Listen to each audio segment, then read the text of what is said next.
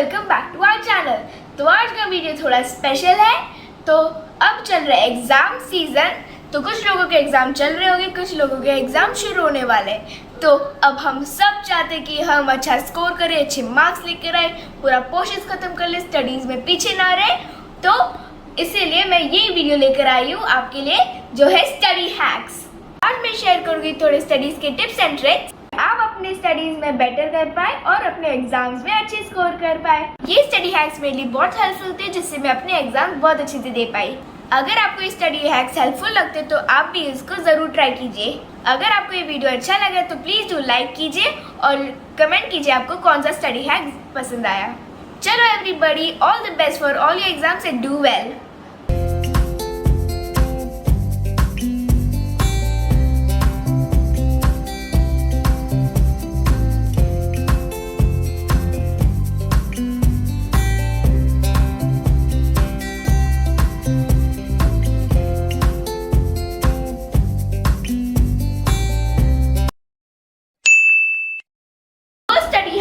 Organise your study space. तो ये है मेरा स्टडी टेबल। तो यहाँ पर ही मैं अपने सारे पढ़ाई वगैरह करती हूँ, होमवर्क्स करती हूँ, अपना क्लास अटेंड करती हूँ। तो मैं हमेशा कोशिश करती हूँ कि मैं अपना स्टडी टेबल ऑर्गेनाइज रखूँ। तो स्टारलेट का स्टडी टेबल का ऑर्गेनाइजेशन का वीडियो हम लिंक जो है डिस्क्रिप्शन में डाल देंगे, आप वहाँ से चेकआउट कर सकते हो। हमने इसके पहले ही डाला है स्टडी टेबल ऑर्गेनाइजेशन, कि हम अपना स्टडी टेबल कैसे ऑर्गेनाइज करते हैं। स्टार अपना स्टडी टेबल कैसे अच्छे से नीटली ऑर्गेनाइज करती है। तो वो हमेशा ट्राई करती है कि अपना स्टडी टेबल ऑर्गेनाइज करके रखे, उसका टू डू लिस्ट हमेशा वहाँ पे रहे कि वो क्या कर रही है, क्या नहीं कर रही है, और साथ ही साथ उसके बुक्स वगैरह सब हैंडी हो, जिससे उसको सब कुछ फटाफट मिल जाए। अगर डिसऑर्गेनाइज रहेगा स्टडी टेबल तो आपको आपके कोई भी चीज़ जल्दी नहीं मिलने वाली, राइट? यस। तो इन दैट केस आपको अपना स्टडी टेबल हमेशा ऑर्गेनाइज करके रखना चाहिए, जो भी आपका स्टडी स्पेस हो।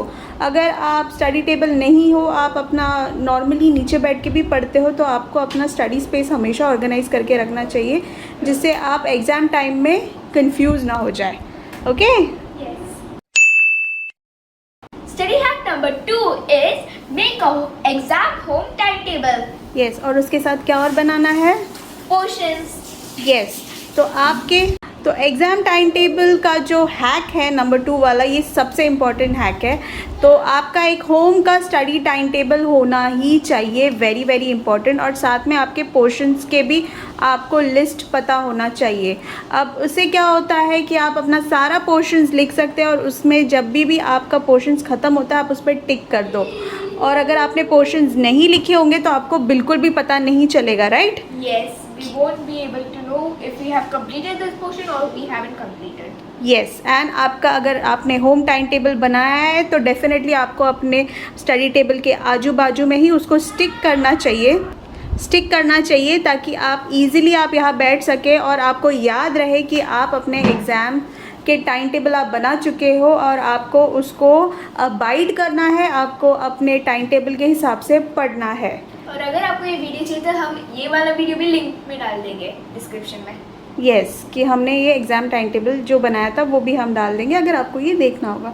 तो वेरी वेरी इंपॉर्टेंट, अपना टाइम टेबल ज़रूर बनाइएगा और अपने स्टडीज़ के हिसाब से बनाइएगा कि आपको जो सब्जेक्ट्स डिफ़िकल्ट लगते हैं वो आप उसको प्रायोरिटी में देख के एवरीडे वो सब्जेक्ट्स कंप्लीट कर सकते हैं। तो इसीलिए एक होम टाइम टेबल और पोर्शंस का लिस्ट हमेशा हैंडी होना चाहिए। स्टडी हैक नंबर 3 इज जब भी आप पढ़ने बैठते हो तो आप उस सब्जेक्ट की सारे बुक्स निकाल के रख लीजिए।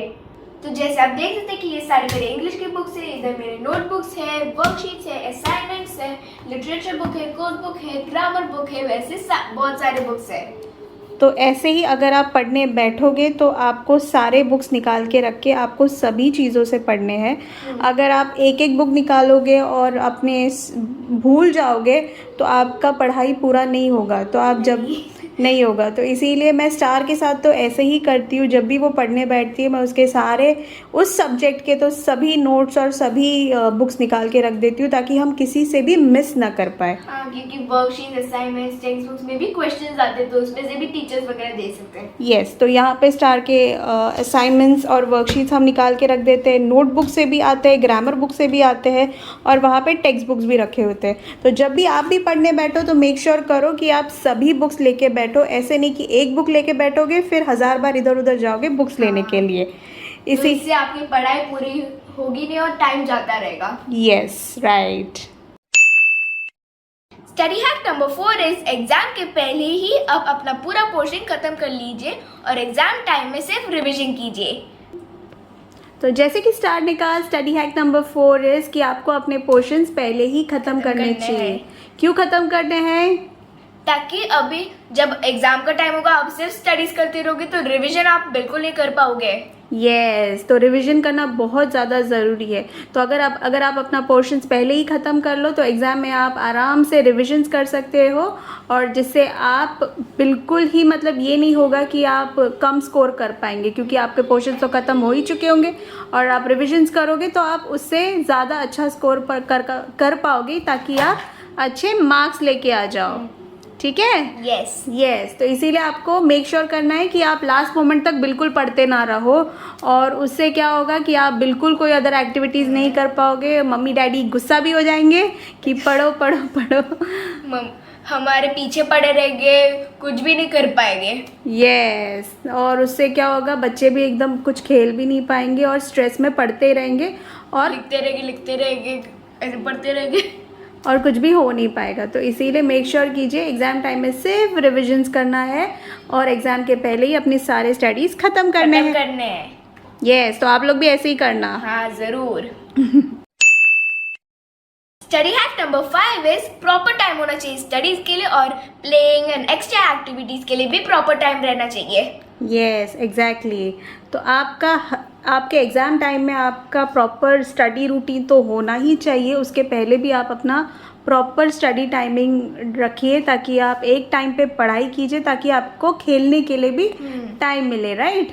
खेलने और एक्स्ट्रा करिकुलर एक्टिविटीज़ के लिए। तो जैसे आपने स्टार का वीडियो देखा होगा जिसमें हमने स्टार का स्टडी रूटीन दिखाया, एग्ज़ाम स्टडी रूटीन, उसमें स्टार ने एक्स्ट्रा एक्टिविटीज़ भी की है, आर्ट एंड क्राफ्ट भी किया है, खेला भी है और सारा चीज़ों का टाइम स्टार को मिला है बिकॉज स्टार ने अपना प्रॉपर स्केड्यूल में पोर्शंस पहले ही खत्म कर लिए थे, जो एक स्टडी हैक मैंने बताया था, और साथ में रिवीजन भी उसने पूरा कंप्लीट कर लिया। तो इसीलिए कोई ज़्यादा स्ट्रेस नहीं हुआ और प्रॉपर टाइम में अपने स्टडीज भी कर लिए। इसीलिए तो पहले अपना स्टडीज़ पूरा करना है और उसके बाद खेलना कूदना सब चलेगा। ठीक है? Study hack number 6 is take help. Exam time में तो हमें बहुत सारे डाउट्स तो होते ही है, मैथ्स में, ईवीएस में या हिंदी में, तो ऐसे बहुत सारे सब्जेक्ट्स में हमें डाउट होते हैं। ये सारे डाउट्स क्लियर करने के लिए हमें लेना चाहिए हेल्प। सबसे पहले हमें अपने डाउट्स क्लियर करने चाहिए अपने टीचर से। टीचर से हेल्प ना मिले तो हमें अपने डाउट्स क्लियर करने चाहिए पेरेंट्स से। लास्टली, अगर हमारे पेरेंट्स भी हेल्प नहीं कर पाए, जो बहुत रेयरली होता है, तो हम अपने फ्रेंड से भी पूछ सकते हैं। यस, तो ये हैक भी बहुत इम्पॉर्टेंट है कि अपने डाउट्स वगैरह जो भी है वो पहले से ही क्लियर और सॉर्ट आउट करना बहुत ज़रूरी होता है। तो आपको अपने डाउट्स सबसे पहले अपने टीचर से क्लियर करना चाहिए, जो सबसे मेन होता है, जो टीचर ही है जो सारा डाउट्स क्लियर कर सकती है और जो हमें पढ़ाती भी है। Yes, exactly. तो अगर टीचर्स ना हो पाए तो पेरेंट्स तो ज़रूर हेल्प करेंगे, या तो आपके को फ्रेंड्स जो होते हैं वो भी आपके हेल्प ज़रूर करेंगे। तो डाउट्स को क्लियर करना बहुत ज़रूरी है।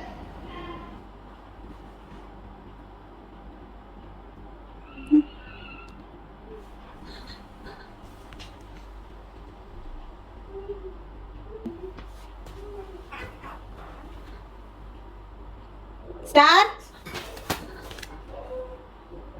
पढ़ रहा था? हाँ, पढ़ रही। साथ भी ऐसा होता है कि आप बेड में पढ़ते पढ़ते सो जाते हो। बेड पढ़ने के लिए नहीं होता, सोने के लिए होता है। स्टडी टेबल है पढ़ने के लिए। इसीलिए आपको अपने बेड में बैठकर नहीं पढ़ना चाहिए, आपको अपने स्टडी टेबल में बैठ के पढ़ना चाहिए। तो ये है स्टडी हैक नंबर 7 कि हमें अपने प्रॉपर प्लेस में बैठ के पढ़ना चाहिए। जैसे ये है मेरा प्रॉपर प्लेस जहाँ पर मैं बैठ के पढ़ती हूँ, जो है मेरा स्टडी टेबल।